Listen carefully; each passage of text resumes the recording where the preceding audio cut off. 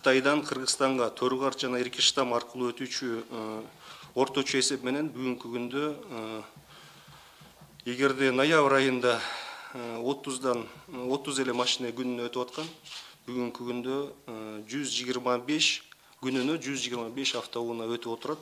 Бул өтө бир чоң жыйынтык деп эсептейм. Себеби пандемия учурунда биздин кыргыз мамлекетке, кыргыз жарандарына 70% бүткүл баягы бюджеттин толтуруш, бажы тармагынын бюджеттин толушу бул 70% Кытайдан мындай зависимый деп коебуз, орусча айтканда. Ошондуктан бул бизге өтө чоң бир жетишкендик деп ойлойм.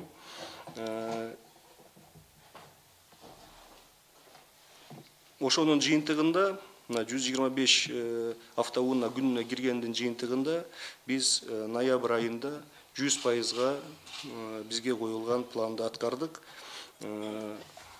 Ошондуктан бул өтө бир чоң жетишкендик деп ойлойм.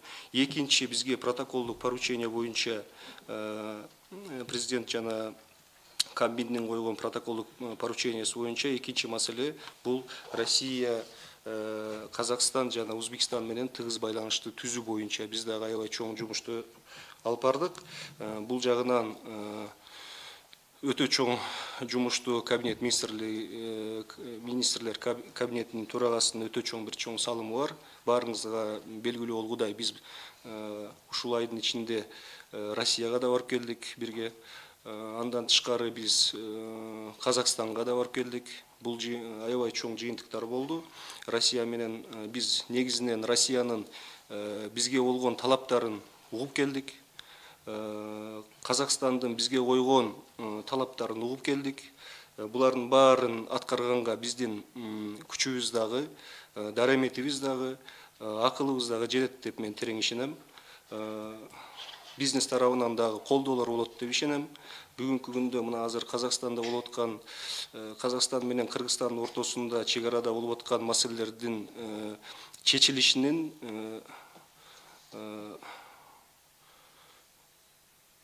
бир айдын ичинде биз маалыматтын баарын беребиз, кантип чечиш керек ал маселелерди. Бул жерде бизнестин дагы бизге өтө чоң бир көмөгү керек болот.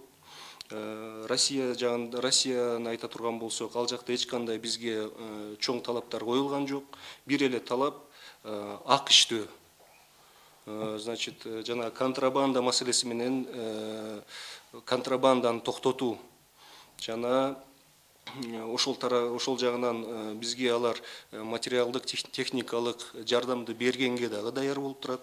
Ошондуктан Россия өтө чоң бир мына 2015 жылдан бери Россия бизге $127 миллион бөлүп берген.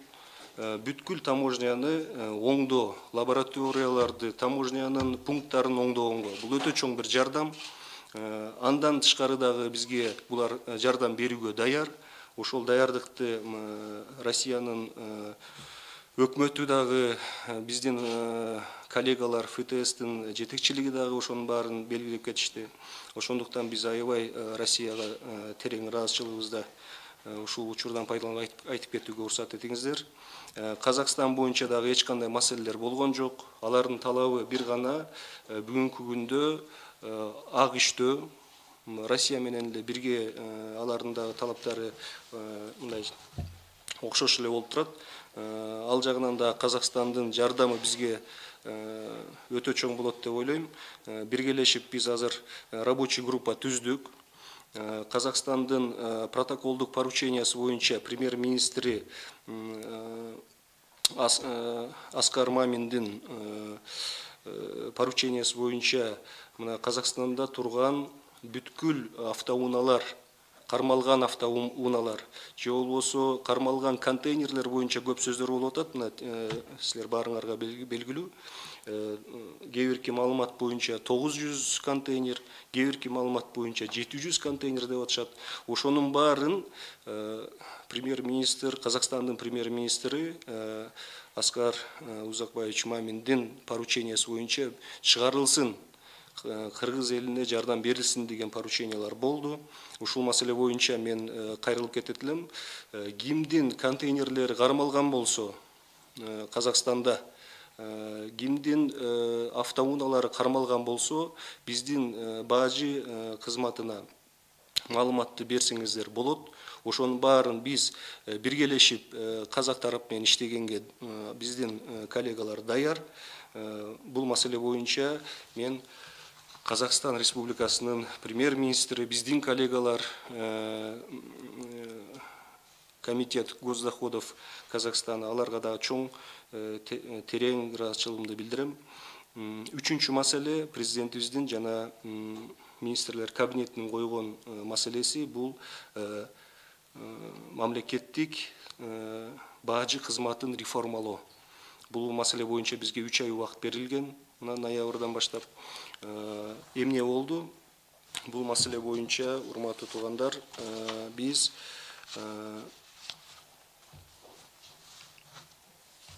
2022-2024 жылга бажы кызматынын өнүктүрүү концепциясын долбоорун биз иштеп чыктык. Ошол баарыңыздар маалымат, бул боюнча биз баарыңыздарга маалыматты бердик. Бул концепция негизинен 5 этаптан турат. Значит, 5 этаптын 5 баскычтан турат деп айтып койсо, кыргызча айтканда. Биринчиси бул соода значит, мыйзамдардын базасын жөнөкөйтүлөтү. Бул мыйзам боюнча эч кандай. Экинчиси, мен баарын айтып туруп анан силерге айтып токтолуп кетейин ар бирине. Экинчиси бажы процесстерин жөнөкөйтүлөтү. Үчүнчүсү бажы процесстерин автоматизациялоо жана цифровизациялоо. Төртүнчүсү кадр дараметти көтөрүү. И бешинчиси бажы инфраструктурасын өнүктүрүү. Биринчи маселеси боюнча, значит, мыйзам боюнча, мыйзамдар баары бизге шайкеч келет. Бул жерде эч кандай проблема жок деп ойлойм.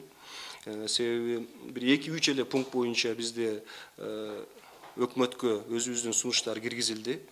Экинчиси, бул маселе мына мыйзам боюнча биз, мен ойлойм, бир айдын ичинде гана жыйынтыкка келебиз, жакшы бир жыйынтыктарга келебиз. Экинчиси бул бажы процесстерин жөнөкөйтүлөтүү боюнча бул биздин колубузда, бажы кызматкерлердин колунда. Кантип жөнөкөйлөтөбүз, эмне кылабыз, бул биздин эле адистер өздөрү чече турган маселе. Ошондуктан бул жерден дагы мен чоң бир кыйынчылыкты көргөн жерим жок. Үчүнчү маселе бул бажы процесстерин автоматизациялоо жана цифровизациялоо. Ушул маселеде биз бунун баары 3 жылга созулат болуш керек деп божомолдоп турабыз, бирок аракет кылабыз эртерээк кылганга. Автоматизациялоо жана цифровизациялоо бүгүнкү 21-кылымдын талабына жараша биз албетте чоң жумушту аткарышыбыз керек. Бүгүнкү күндө каржы министрлиги тарабынан бизге 22 жылга бюджетке 50 мыкты IT адистерди алганга уруксат берилди. Биз азыр мына IT группаны түздүк. Ал жерде азыркы учурда 10дон ашык IT специалисттер, адистер иштеп турат. Алар бүгүнкү күндө бажы кызматынын цифровизациясынын моделин, архитектурасын түзүп отурушат. Ал түзгөндөн кийин биз уже программированияга өтөбүз. Өтө чоң бул ставка, мындайча айтканда, ушул именно автоматизацияга коюлуп турат. Себеби автоматизация, цифровизация контрабанда менен күрөшүүгө жана процедураларды жөнөкөйткөнгө, биздин бизнеске жана биздин мындайча айтканда биз менен кызматташкан адамдарга процессти, таможня процесстерин жөнөкөйткөнгө жана ак иштегенге алып келет деп ойлойбуз.